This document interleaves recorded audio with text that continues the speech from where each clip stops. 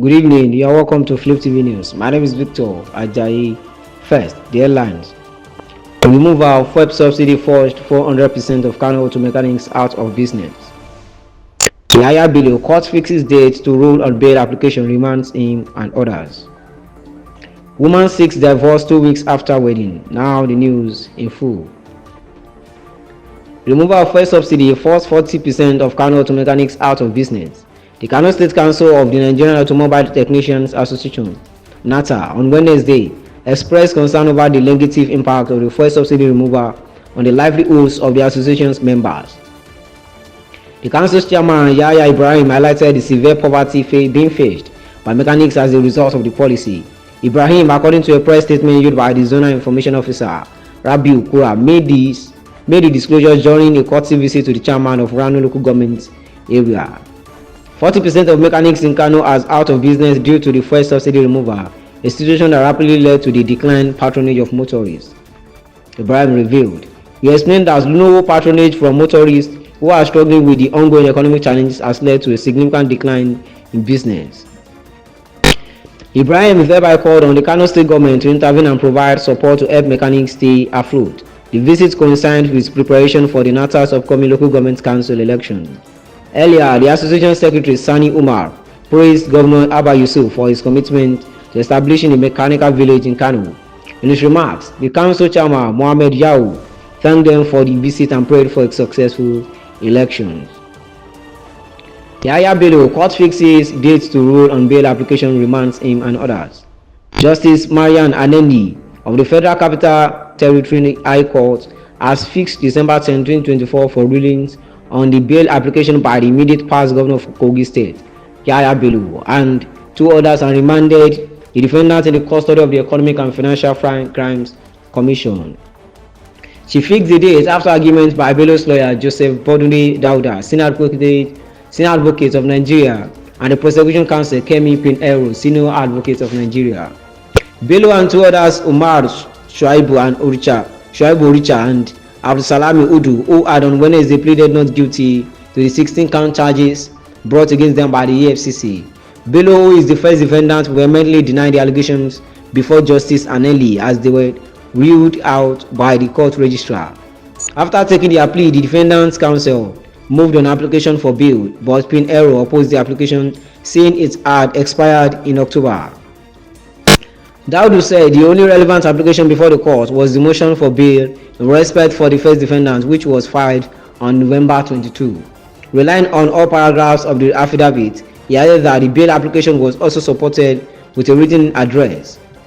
Exhibit A, which is the public summons, is very vital, and the appearance of the defendant in court today shows he has respect for the law, he said. The EFCC had moved for trial to commence immediately and was ready to call its first witness. But Bello's counsel argued that they were served with the charge at 11 p.m. on November 26 and that he would need time to prepare his client. On the bail application, Daudu said the law in the country says a defendant is innocent until proven guilty. He said it is written within his right to enjoy his liberty while preparing for trial. The prosecution objection is based on the fact that he is facing charges at the Federal Court and has refused to appear to take his plea. The court should not use issues from another court to determine issues before the FCTI court.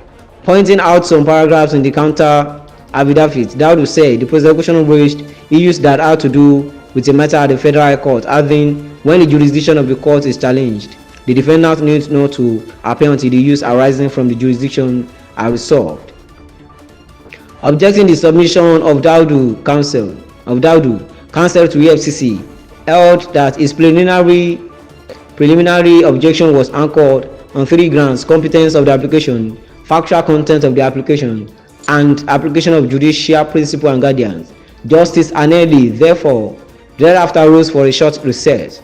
After the recess, the prosecution counsel also opposed the bail application for the second defendant, since he was still a government official serving as the Director General, Kogi State Government House. There was the likelihood of him committing the same offense, but the defendant's counsel argued that the use of "may" in the prosecution's counter affidavit did not show where the second defendant allegedly committed another offense after being granted bail. He insisted that the counter affidavit lacked merit as it did not show that the defendant was a habitual offender. He therefore urged the court to grant the application for bail. Justice Anelli ruling on a bail application to December 10 and directed that the three defendants should remain in EFCC custody. Recall that Oricha and Udu had earlier been admitted to administrative bail by the EFCC while the former governor appeared before the court for the first time. Woman seeks divorce 2 weeks after wedding.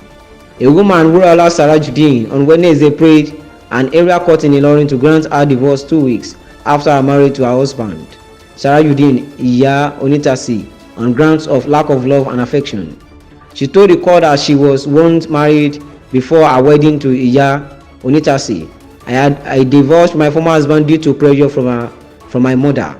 My former husband became a religious fanatic after our marriage and my parents were against him. I was introduced to my present husband and we got along smoothly, but immediately after the marriage, I developed hatred, she said. That will be all on our news updates. Join us for more stories on our channels, Flip TV, Flip TV Plus. My name is Victor Ajayi.